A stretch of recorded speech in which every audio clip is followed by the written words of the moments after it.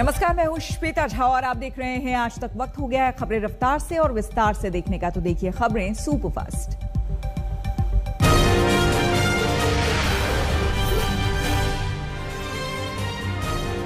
अफगानिस्तान पर कब्जे के बाद तालिबान को नई सरकार का ऐलान करेगा। आज दोपहर की नमाज के बाद तालिबान सरकार बनाने की घोषणा करेगा। माना जा रहा है कि तालिबान की सरकार में तालिबान के सबसे बड़े धार्मिक नेता मुल्ला हैबतुल्ला अखुंदजादा को सर्वोच्च नेता बनाया जाएगा। तालिबान की सरकार में कौन किस पद पर बैठेगा, ये दोपहर के बाद साफ हो जाएगा। अफगानिस्तान में तालिबान की सरकार बनने से पहले काबुल में तालिबान ने सख्ती बढ़ा दी है। जगह जगह पर तालिबानी चेकिंग कर रहे हैं। हर चौराहे पर बैरिकेड लगाए गए हैं और आने जाने वाली गाड़ियों पर सख्त नजर रखी जा रही है। अफगानिस्तान के पूर्व वित्त मंत्री अफगानिस्तान के राष्ट्रपति अशरफ गनी के खिलाफ जमकर जहर उगला है। उन्होंने कहा कि अशरफ गनी अफगानिस्तान में तानाशाही रवैया अपनाए हुए थे। इतना ही नहीं, उन्होंने कहा कि गनी के तानाशाही रवैये के चलते ही अफगानिस्तान पर तालिबान का कब्जा हुआ। अफगानिस्तान की महिला पत्रकार ने टीवी पर एंकरिंग शुरू की। टोलो टीवी की महिला एंकर ने सुबह की खबरों का बुलेटिन किया। हाल के दिनों में कुछ महिला पत्रकार तालिबान पर काम नहीं करने देने का आरोप लगा चुकी हैं। अफगानिस्तान पाकिस्तान बॉर्डर पर लोगों की जबरदस्त भीड़ दिख रही है। पाकिस्तान जाने की इच्छा रखने वाले अफगानी लोगों ने पाकिस्तान बॉर्डर के पास बड़े पैमाने पर तंबू गाड़े हैं। पाकिस्तान ने अफगानिस्तान से लगने वाली अपनी कई सीमाओं को बंद कर रखा है।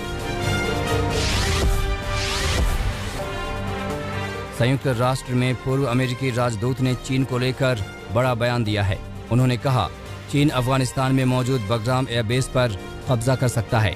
साथ ही कहा कि राष्ट्रपति जो बाइडेन की अफगानिस्तान से सेना बुलाने को लेकर की गई जल्दबाजी ने देशवासियों का भरोसा और विश्वास तोड़ा है।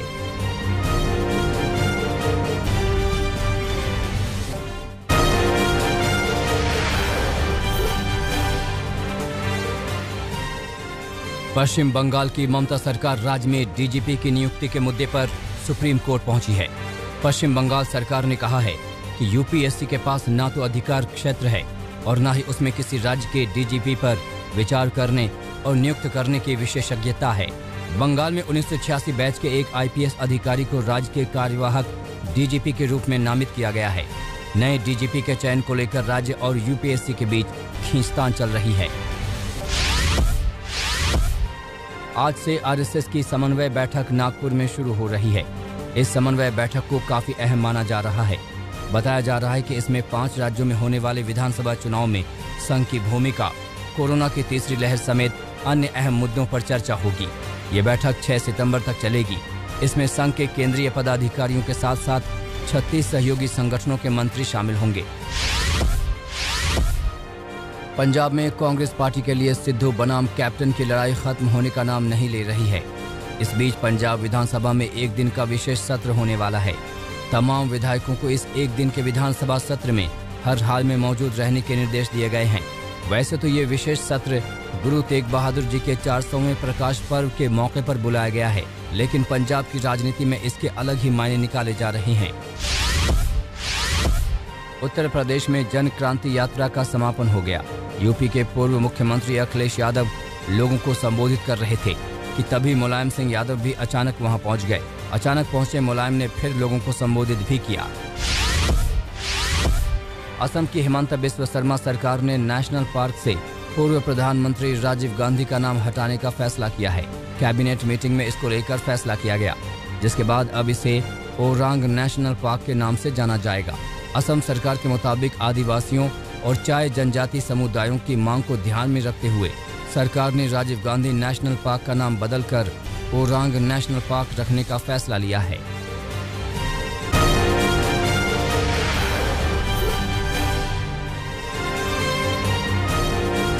तीसरी लहर और बच्चों के लिए पैदा हो रही चिंताओं के मद्देनजर उत्तर प्रदेश सरकार ने अहम फैसला लिया है। सरकार ने सभी शिक्षकों और कर्मचारियों के टीकाकरण को अनिवार्य कर दिया है। यूपी सरकार ने इसके अलावा सभी शिक्षकों के परिजनों का टीकाकरण भी जरूरी कर दिया है। कर्मचारियों के परिवार वालों को भी वैक्सीन लगवानी होगी। यूपी में स्कूल खोलने के बाद सरकार की ओर से यह निर्देश जारी किया गया है।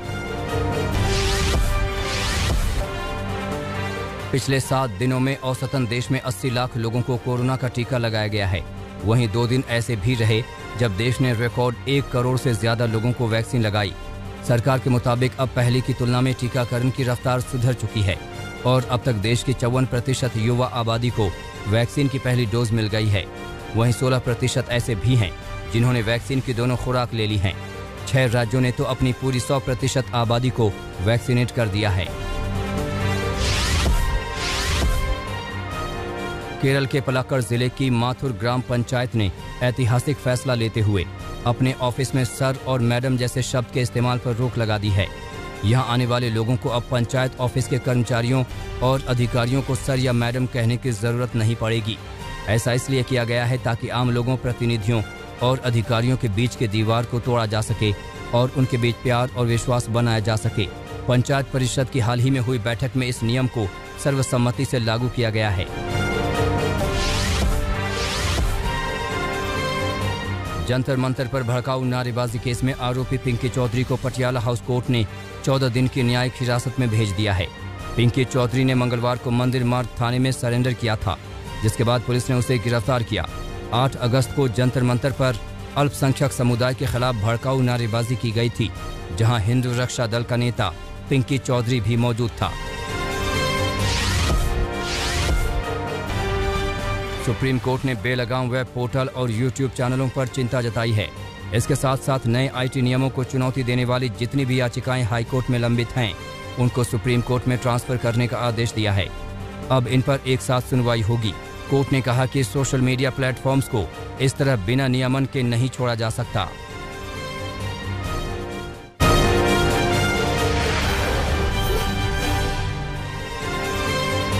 टीवी के जाने माने अभिनेता और बिग बॉस सीजन 13 के विजेता सिद्धार्थ शुक्ला नहीं रहे। सिद्धार्थ शुक्ला को दिल का दौरा पड़ा था। बताया जा रहा है कि सिद्धार्थ शुक्ला रात में दवा खाकर सोए थे, मगर वो उठे नहीं। सुबह उनकी बहन और जीजा उन्हें कूपर अस्पताल ले गए, जहां डॉक्टर निरंजन ने सिद्धार्थ को मृत घोषित कर दिया। 5 डॉक्टरों की टीम ने सिद्धार्थ शुक्ला का पोस्टमार्टम किया, लेकिन अब तक सिद्धार्थ शुक्ला की पोस्टमार्टम रिपोर्ट नहीं आई है। आज सिद्धार्थ शुक्ला की पोस्टमार्टम रिपोर्ट आएगी और आज ही सिद्धार्थ शुक्ला का अंतिम संस्कार किया जाएगा।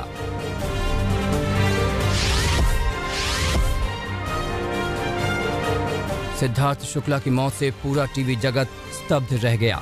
मौत की खबर सुनते ही सिद्धार्थ के घर पर उनके करीबियों और जानने वालों के अलावा फैंस का जमावड़ा लग गया। वरुण धवन, राजकुमार राव, संभावना सेठ और राहुल महाजन जैसे सेलिब्रिटी भी सिद्धार्थ के घर पर परिवार को ढाढस बंधाने पहुंचे।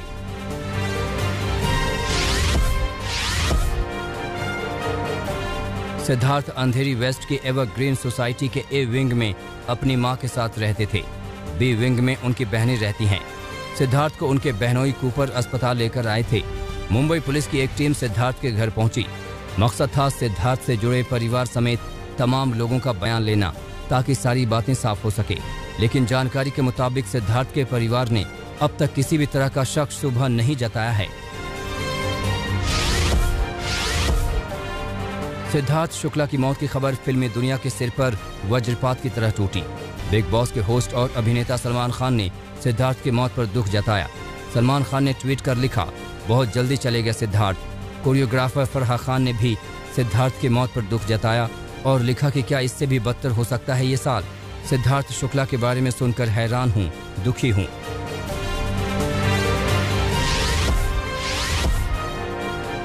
फिल्मी दुनिया के जाने माने अदाकारों ने भी सिद्धार्थ की मौत पर अफसोस जताया।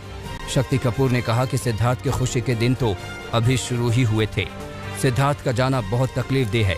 रितेश देशमुख, मनोज मुंतशिर, कपिल शर्मा, राजू श्रीवास्तव, सुनील पाल, रवि किशन, मनोज तिवारी और रणवीर शौरी ने भी दुख जताया। रणवीर शौरी ने लिखा कि सिद्धार्थ अभी बच्चा था, उसका इस तरह से जाना दुखी कर गया, स्तब्ध हूँ।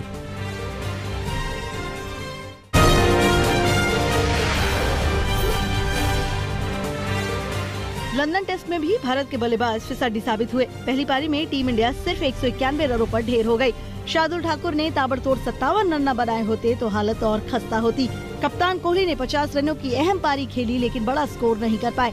बाकी बल्लेबाजों का स्कोर तू चल मैं आया की तरह रहा। रोहित 11, राहुल 17, पुजारा 4, जडेजा 10, रहाणे 14 और पंत सिर्फ 9 रनों पर चलता बने। शार्दुल ठाकुर ने आखिरी सत्र में ताबड़तोड़ बल्लेबाजी की। शार्दुल ने सिर्फ 31 गेंदों पर अपने टेस्ट करियर का दूसरा अर्धशतक पूरा किया। ठाकुर 36 गेंदों पर 57 रनों की शानदार पारी खेलकर आउट हुए।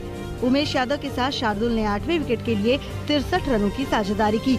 शार्दुल टेस्ट क्रिकेट में भारत की ओर से दूसरा सबसे तेज अर्धशतक जमाने वाले बल्लेबाज बन गए हैं। सबसे तेज अर्धशतक कपिल देव के नाम है। इंग्लैंड के जल्दी 3 विकेट झटक कर भारत ने पहले दिन कुछ राहत की सांस ली। पहले दिन स्टंप्स तक इंग्लैंड का स्कोर 3 विकेट पर 53 रन रहा। रोरी बर्न्स 5 रन बनाकर और हसीब हमीद बिना खाता खोले आउट हो गए। दोनों विकेट जसप्रीत बुमराह ने लिए। कप्तान जो रूट को बोल्ड कर उमेश यादव ने टीम को बड़ी कामयाबी दिलाई। विराट कोहली सबसे कम पारियों में 23,000 इंटरनेशनल रन बनाने वाले खिलाड़ी बन गए हैं। कोहली ने 490 पारियों में ये बनाकर सचिन तेंदुलकर के रिकॉर्ड को तोड़ दिया। तेंदुलकर ने 522 पारी में अंतर्राष्ट्रीय क्रिकेट में 23,000 रन बनाए थे। कोहली इस मुकाम पर पहुंचने वाले भारत के तीसरे और दुनिया के 7वें खिलाड़ी बने हैं।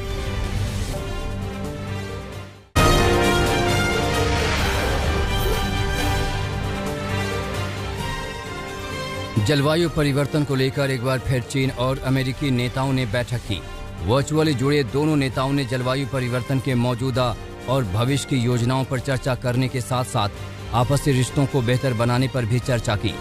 इस दौरान अमेरिकी दूत जॉन कैरी ने कहा कि वो पेरिस समझौते को पूरी तरह से लागू करने की अपनी प्रतिबद्धता को कायम रखेगा। कोरोना की उत्पत्ति को लेकर दुनिया भर में आरोप प्रत्यारोप का दौर जारी है। अब इथियोपियाई विशेषज्ञ ने अमेरिकी खुफिया विभाग द्वारा जारी कोविड की हालिया उत्पत्ति रिपोर्ट पर आपत्ति जताई है और रिपोर्ट को चीन को कलंकित करने वाला बताया है और साथ ही इसे राजनीति से प्रेरित और दोयम दर्जे का बताया है। शाही परिवार के सदस्य प्रिंस हैरी ने ऑक्सफोर्ड एस्ट्राजेनेका वैक्सीन बनाने वाली टीम को GQ अवार्ड से सम्मानित किया। हैरी ने वीडियो लिंक के जरिए टीम को सम्मानित किया। इस दौरान हैरी ने कहा कि वो कोरोना के खिलाफ लड़ाई में ऐतिहासिक योगदान देने वाले सदस्यों को सम्मानित कर गर्व महसूस कर रहे हैं। कैलिफोर्निया के साउथ लेक ताहो शहर में जंगल की आग ने जमकर तबाही मचाई है। वन संपदा के साथ साथ इस पर्यटन शहर को काफी ज्यादा नुकसान पहुंचा है। हालांकि समय रहते यहां मौजूद लोगों को बाहर निकाल लिया गया, लेकिन यहां अब आग पर काबू पाने की कोशिशें जारी हैं। उधर अमेरिकी राष्ट्रपति ने कैलिफोर्निया में आपातकाल की घोषणा को मंजूरी दे दी है।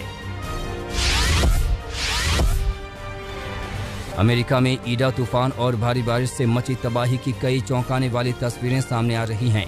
न्यूयॉर्क के मेट्रो स्टेशन पर अचानक बारिश का पानी भर आया, जिसके बाद मेट्रोपॉलिटन ट्रांसपोर्टेशन अथॉरिटी ने सभी सेवाओं को निलंबित कर दिया। तो वहीं दूसरी तरफ कई तस्वीरों में सड़कों पर पानी में फंसी गाड़ियों को देखा जा सकता है।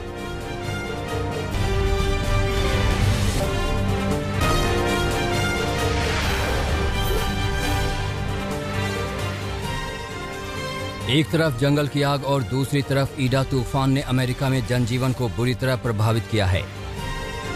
Pennsylvania, new Jersey, New York, Massachusetts जैसे कई प्रांतों में जमकर तबाही मचाई है। सड़कों और सार्वजनिक जगहों पर पानी भर आया है। मौसम विभाग ने शनिवार तक और तेज तूफान की चेतावनी जारी की है। हांगकांग के 16 एकड़ में फैले वाटर पार्क को फिर से 2 सितंबर से मीडिया के लिए खोल दिया गया है। 21 सितंबर को वाटर पार्क के दरवाजे जनता के लिए खुलेंगे। 1997 से बंद पड़े इस वाटर पार्क को 2017 में ही खोला जाना था, लेकिन सरकारी फंडिंग की कमी की वजह से ऐसा नहीं हो पाया। हांगकांग का ये वाटर पार्क अब पहले से ही कहीं ज्यादा आकर्षक है। अमेरिका में ईडा तूफान ने US ओपन टेनिस टूर्नामेंट में भी खलल डाल दिया। ट्रैक पर बारिश की पानी की वजह से अर्जेंटीनियाई खिलाड़ी का पैर फिसल गया, जिसके बाद मैच को दूसरे वेन्यू पर आयोजित करना पड़ा। बाद में जब दोबारा खेल शुरू हुआ तो अर्जेंटीनियाई खिलाड़ी ने दक्षिण अफ्रीका खिलाड़ी को 2 सेटों से हरा दिया। गुरुवार को टोक्यो पैरालंपिक के रनिंग ट्रैक ही पर एक गाइड ने अपने दृष्टि बाधित एथलीट को शादी के लिए प्रपोज कर दिया।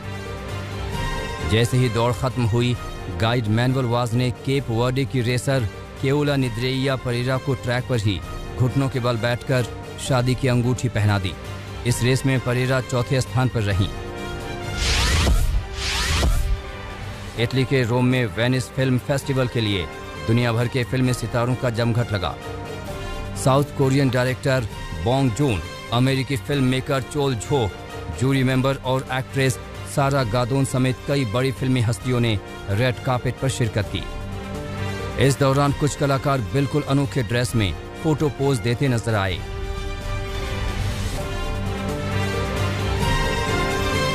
और इस वक्त की बड़ी खबर आपको बता दें, फिरोजाबाद में अब तक 50 लोगों की मौत की खबर सामने आ रही है। वायरल बुखार और डेंगू से आपको बता दें, ये रहस्यमयी बुखार जिससे अब तक 50 लोगों की मौत हो गई है। पिछले 24 घंटे में 8 लोगों ने अपनी जान गंवाई है, जिसमें ज्यादातर बच्चे हैं। पिछले कुछ दिनों पहले आपको बता दें, योगी आदित्यनाथ खुद अस्पताल गए थे, जहां पर मुआयना लिया था, डॉक्टर से बातचीत की थी।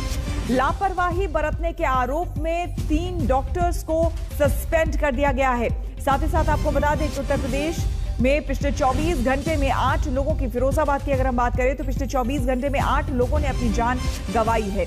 एक रहस्यमयी बुखार जिसको लेकर अभी तक कुछ जानकारी पुख्ता तौर पर नहीं निकलकर सामने आई है, लेकिन लगातार इससे पीड़ित होते बच्चे और उसके बाद जान गंवाते बच्चे, पिछले 24 घंटे में 8 लोगों ने अपनी जान गंवाई है, जिसमें बच्चे सबसे ज्यादा है।